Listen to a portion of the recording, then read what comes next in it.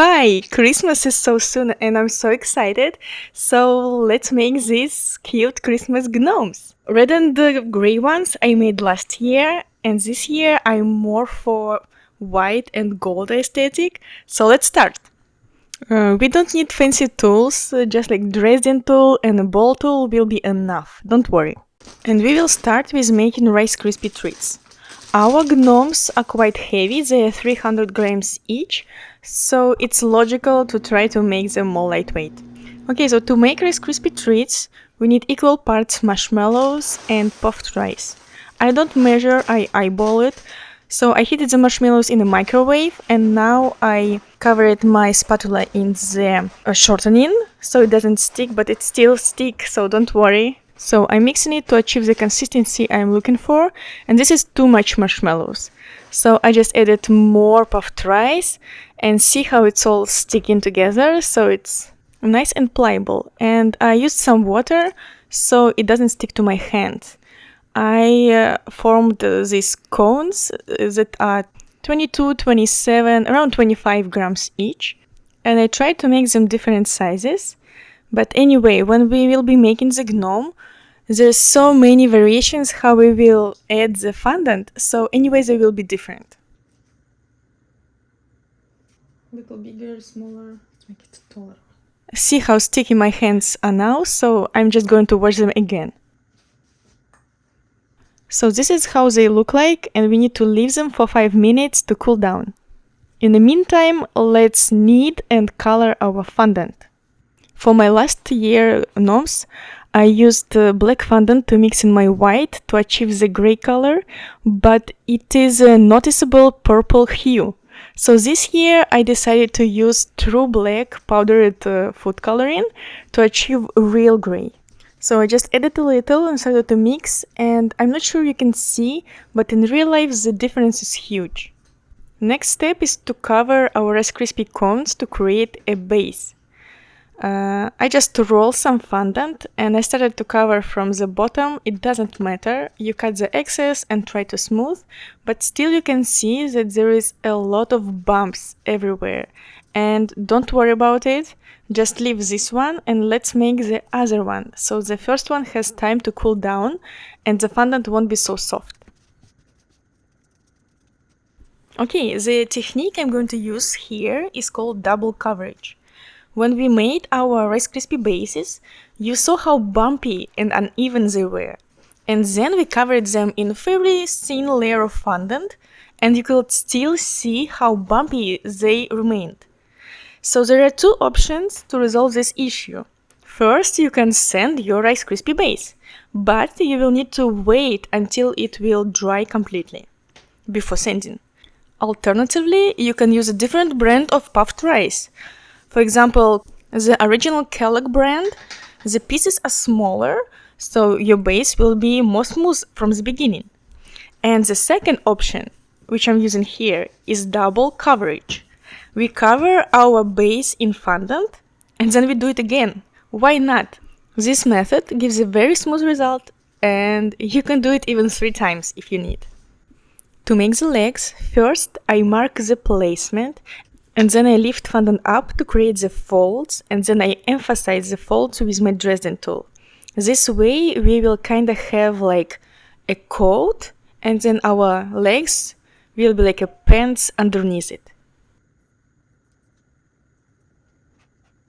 Then I added some texture using silicone impression mud, but I wouldn't suggest it. Because we will be holding the gnome in our hands while sculpting it, we will smudge the texture. So I would suggest you to do textured elements as an accent, like a scarf or maybe a hat.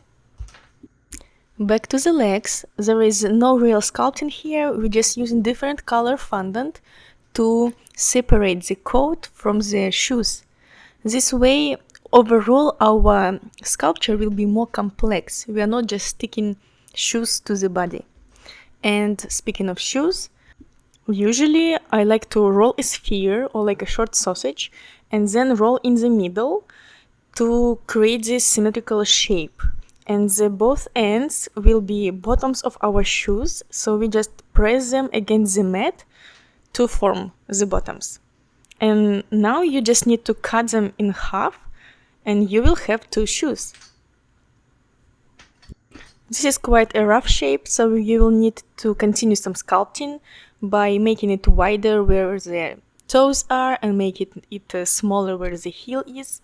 But overall, it's ready. And if you don't ruin it like I did by trying to add the heel, I didn't like the effect, so now I'm showing you the other option. We start with two balls, then create a teardrop, and then bend them to create like an L shape. And then again you have a bottom that you press against your mat to form the bottom of the shoes. And that's it. We just insert it in our pants and the shoes are ready. And don't forget to make right and left by bending them a little to the left and right. So bottom part of our gnome is ready. Let's make a beard. I made the teardrop and rolled it with my rolling pin. It should be thinner on the end and sides, and I want it to be big enough to cover all the front. But don't worry, the gnomes come and gnome's beard come in different shapes and sizes, so you cannot go wrong. If you made too small, make large, mustache, and so on. Like, you can experiment, and you definitely should Google for inspiration. To make arms, I'm using the same gray as for the cord, and I roll a teardrop double-sided, and then when we cut it in half, we have two equal arms. My fondant was quite soft, so I had to roll it on the table. And then I'm using this tool to create the holes to insert mittens later, and this way they will be more secured. To make the mittens, yes, lucky us, our gnomes are wearing mittens, so we don't need to sculpt the whole hand. We would need two equal balls, then roll them to teardrops and flatten them, and then we just cut a triangle to form a thumb and the rest with the fingers. And then I'm using my fingers to smooth the cuts, and I'm using the knife tool to define the hand more, to bend it, to make it more relaxed. And then we just insert in the hole that we made in the arm, and I decided to define the thumb a little bit more. That's it. And I just realized I've made two right hands. Easy fix, now we have both arms ready, and we need to make holes in our body to attach the hands. Because our body is quite solid right now, we really need to make these holes to attach the arms secure. I don't film it, but I always add some water in the hole, and I added some water on the mitten because it didn't want to stick to the beard because it all was quite dry already. Anyway, when we position our arms, I try not to make them symmetrical, so the pose look more relaxed. And that is why when I was checking the gnome, I decided to rotate the shoes so it looks more natural. Let's make a mustache. I've got a ball of white fondant, cut it in half so we have equal pieces. Then I roll the teardrop and check it against my gnome to check the size. And I love it, but maybe a little longer. You decide. It's your design, you can do whatever. So then I rolled it with a rolling pin to make it more flat and make sure they are equal size. Then I used the knife tool to add hairlines and stick it on with some water. And then I thought it would be fun to curl it up, right? Some water to stick the nose, which is just a ball of beige fondant, and I would place it a little lower because now I'm checking how it will look with the head, and I think he doesn't have a head. But we are going to make it work, so let's make a head. It's a teardrop shape. I checked it, the size. It's not large enough as I want, but this is all gray fun that I have. So I pressed against the mat to make the surface flat, and I didn't want to leave the marks of my fingers, so I'm using this tool to secure it in place. And then I'm using my whole palm to shift the head, to add more volume where is the brain, where the actual head is.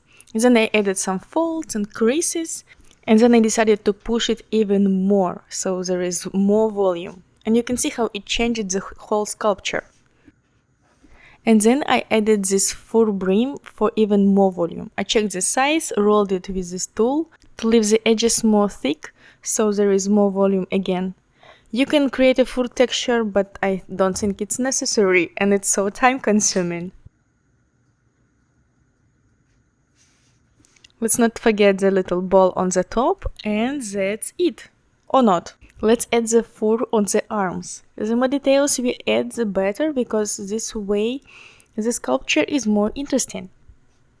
And now that's it. This is the final one. This is quite a large cake topper, but I love it. I think it's very cute. And we have one more to make. So let's start. All the steps are almost the same, but the result will be different. And my base cooled down a lot and it was really hard to work with. Usually the fondant is very springy, very elastic, but this one is so cold, it's really even hard to make a indentation. So I made the shoes a little bigger, and for the beard I went for a different shape, and I also positioned it a little bit lower, the mustache and the nose. And then for the arms, same steps, but I added the fur at the beginning, so it was easier. And then the head, I didn't know what shape I want, so I just went with the flow. I wanted to add this ball at the end, but I didn't want to add any wire, and it's too heavy to hold on its own, so I decided to went without it. And that's it. 2 gnomes more in my collection, and you saw me, I made more Rice Krispie bases, but maybe I will use them for something else. Or maybe next year, who knows. Thank you for watching, and see you next time.